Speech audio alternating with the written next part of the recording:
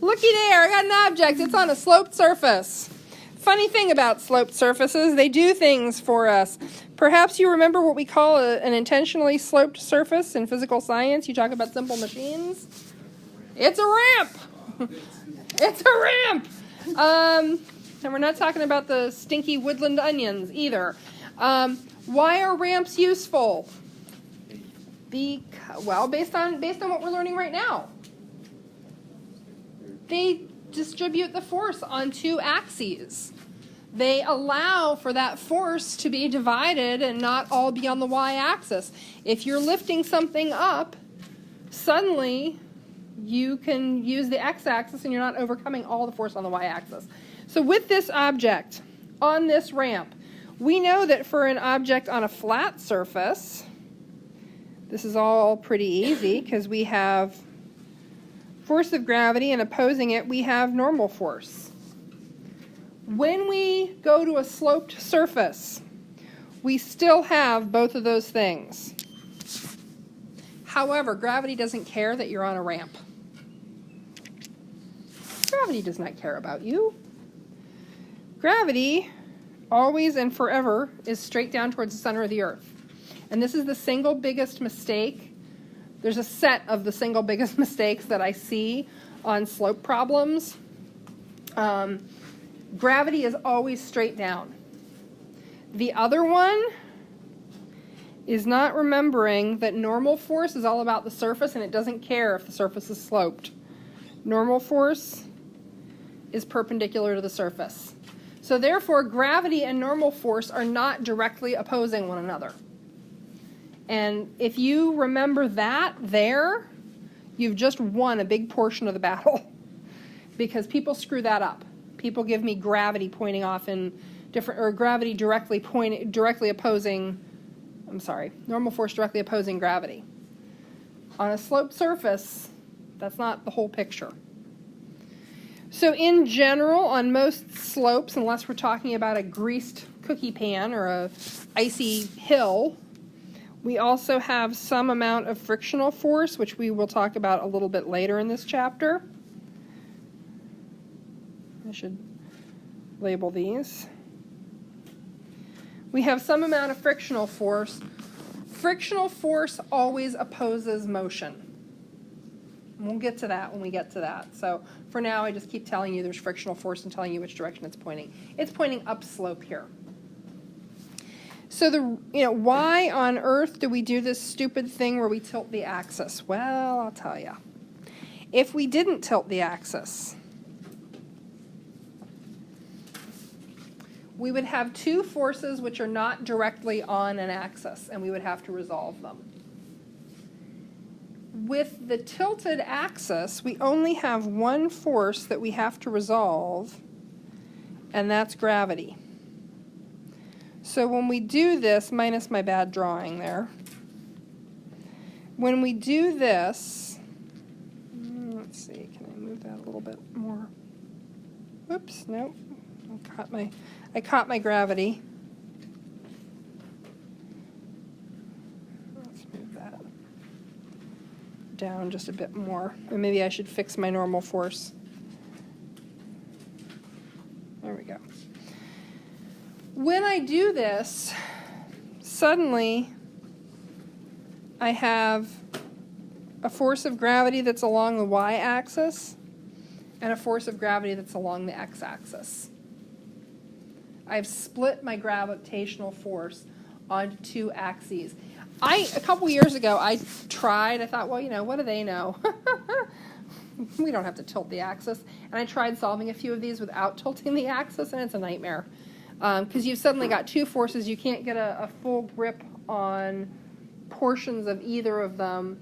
Gravity is the one thing that is absolutely known, so you kind of have to have that. And that gives you, basically, gravity gives you something to hold on to. In those force of tension problems, why can we find force of tension using the y-axis? Because we've got an opposing force that's known. The relationship of something's mass to its gravity, the force of gravity on it, is known. So that gives us our toehold into the problem. When we split gravity like this, it gives us a toehold on each axis.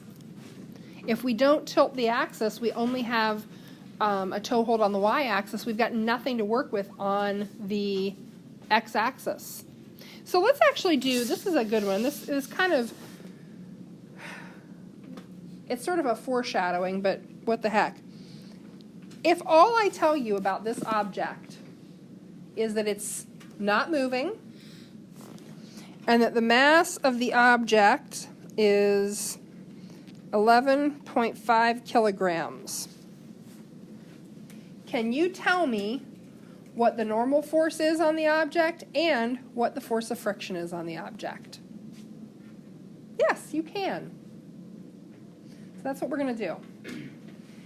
Okay. Oh, I guess I also have to tell you what the slope is. So let's say this is at a 27.3 degree angle with the ground. So first, and I'm going to make my x or my y-axis disappear. I know that if this whole slope is at 23, the slope between my force of gravity and my force of gravity on the y is also 27.3 degrees.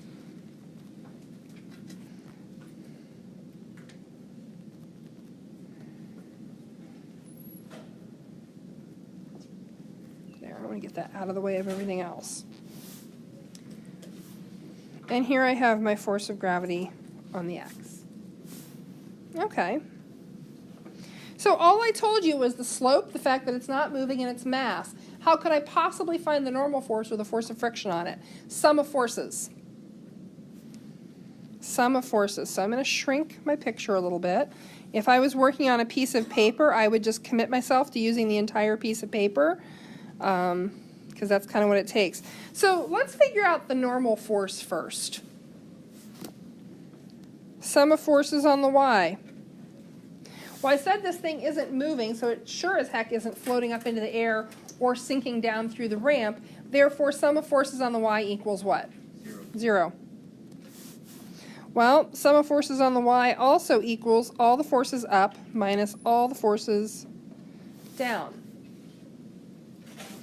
So all the forces up minus all the forces down equals 0. Therefore, the force up on this object is equal in magnitude to the force down on this object. Okay. Well, what forces are we talking about here? What force is up on this object?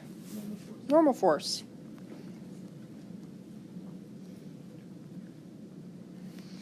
What force do we have down on this object? FGY, and that's what we want to be careful about. People want to say, well, it's FG. It's not. It's only a portion of the force of gravity. This is why ramps help. Only a portion of the force of gravity is opposing the normal force. So we know that FG is equal to mass times gravity. Well, if we look at our angle here, FGY is adjacent to that angle. Therefore, this is FG cosine theta, or mass gravity cosine theta.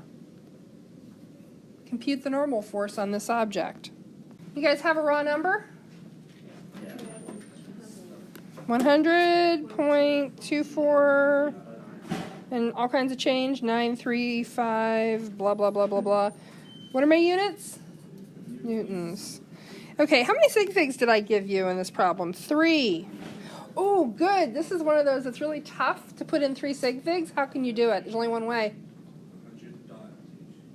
Well, okay, there's that way. We never do that in physics. We do that in chemistry, but we never do that in physics. I don't know why. I should ask a physicist sometime. Okay, that's the sort of like cheatery way. What's the better way to put this in 3 sig figs?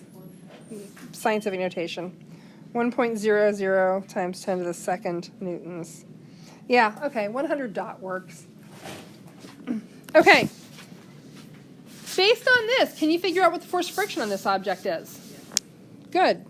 So to find force of friction, we're going to start on the x-axis, and I'm going to walk you through this whole thing just because. We said it's not moving, so it's 0. It's also all the forces to the right minus all the forces to the left. So all the forces to the right minus all the forces to the left equals 0, which means they're equal to one another in magnitude. So having proved that, I can go about saying, well, what are my forces to the right? Force of gravity on the x. My only force on the left is the force of friction. And I know that because this is opposite that angle, Fg times sine theta is equal to the force of friction. So then I know that mg sine theta is equal to the force of friction. Okay, go ahead and plug in some numbers and get a raw answer. You have a raw number?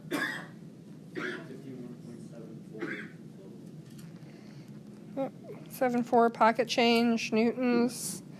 And we have 3 sig figs, so this becomes 51.7. That's what tilting the axis does for you, is it gives you a toehold on each axis using gravity, which is the thing that's easiest to get a grip on. Other questions on tilted axis problems? That's a great question. The fact that I tend to center my axis there, that's just a habit for me so that I can clearly see the forces originating out of the center of the object. It obscures a little bit less that way. Because we're not using the axis coordinates to graph the magnitude of the forces, it doesn't matter. We're really more, the magnitude of the forces is coming out of our numbers. If we were to do a graphic solve, which I suppose we could, but I've never done it, it'd be pretty ugly. If we were to do a graphic solve for forces, we would be a little bit more careful about that, because where that origin point was would matter. And, you know, it's probable that the most correct place to put that origin point is the center of the object, because that's where the forces are shown as originating from. It's sort of metaphorical because we're using the axis, but we're not relying on it in that way. Does that help? Okay. Other questions?